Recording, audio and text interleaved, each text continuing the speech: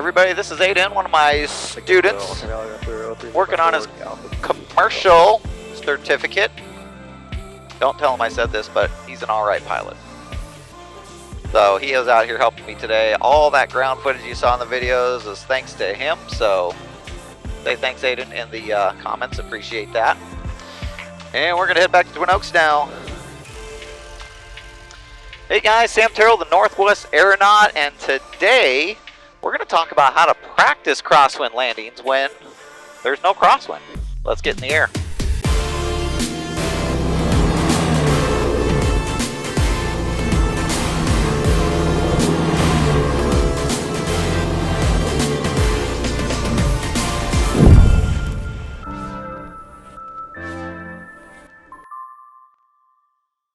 Alright guys, so this is a little exercise that I practice with my students when we want to practice crosswinds, but there may not be crosswinds.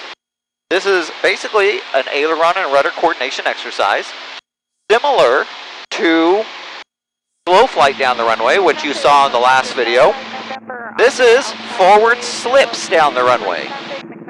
Basically, we're going to do slow flight down the runway, but we're going to do it with a series of forward slips. We're going to go from a slip to the right, over to a slip to the left, and slip to the right, and back and forth,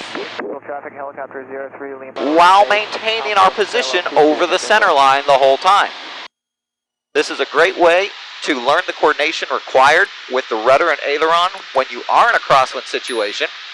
The only difference is that when you don't have a crosswind, you're actually not straightening the plane out, you're making it crooked. But we're coordinating the rudder and ailerons the same way you would if you were in a crosswind. And of course, in a crosswind situation, your goal is simply to straighten the nose, the longitudinal axis out with the center line, while maintaining your position over that center line.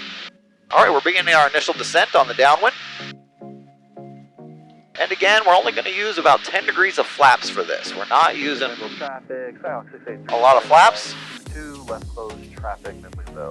While we don't have a crosswind on this particular runway today, we do have a lot of wind. So we want to reduce the amount of drag we have. Getting ready to turn final here, folks. Final's clear. Midfield traffic 66589ers final 22. Got some traffic on the runway in sight. We'll be doing a low approach and making left close traffic. Okay, so we're here on the center line. Now remember, as you're doing these forward slips down the runway, every time you put a slip in, you're adding a lot of drag to the aircraft. So you're really going to need to manage the power as you're doing this to make sure you don't sink and actually accidentally touch the ground while you're crooked. Alright, you don't have to be super close to the ground when you do this. 5 to 10 feet is fine.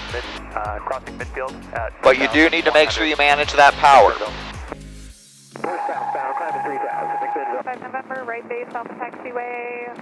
Alright, here we go, coming down over the runway.